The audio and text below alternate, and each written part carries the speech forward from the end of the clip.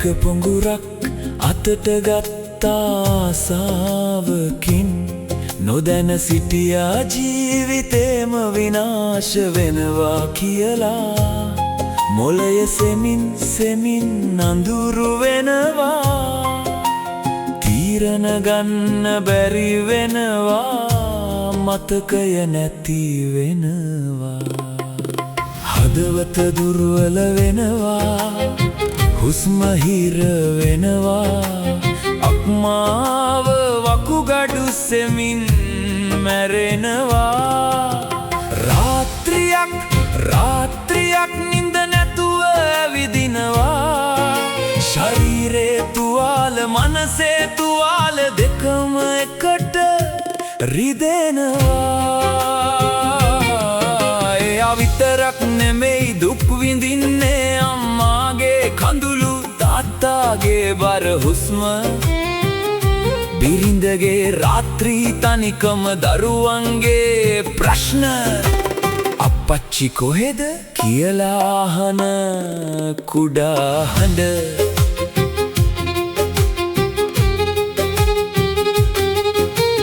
අම්මා රෑ පුරා ඇඬලා ප්‍රාර්ථනා කරනවා දරුවා පාසලේදී තනියම වාඩි වෙනවා යාළුවෝ ඈත් වෙනවා නෑදෑයෝ ලැජ්ජා වෙනවා එකම වරදකින් මුළු පවුලක්ම දඬුවම් විඳිනවා සමහරු වීදි කොනක අසරණව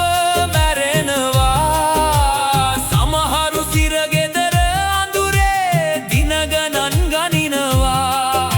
රජෙක් වගේ ජීවත් විය යුතු මිනිසෙක් අන්තිමට එකෙකුත්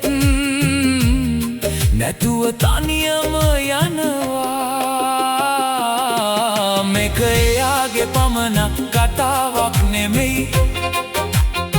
මේක අම්මාගේ දරුවාගේ පවුලක්ම කතාවක් එක ජීවිතයක් නැති වුණාම තව හදවත් කීයක් සදාකාලිකවම බිඳෙනවද නමුත් තවම ප්‍රමාද නැහැ අත දෙන්න පුළුවන් උපකාර ඉල්ලීම ලැජ්ජාවක් නෙමෙයි ශක්තියක් අතට අත දී මුළු රටම එකට මත්ද්‍රව්‍ය වලින් නිදහස් ශ්‍රී ලංකාවක් අපි හැමෝගෙම වගකීම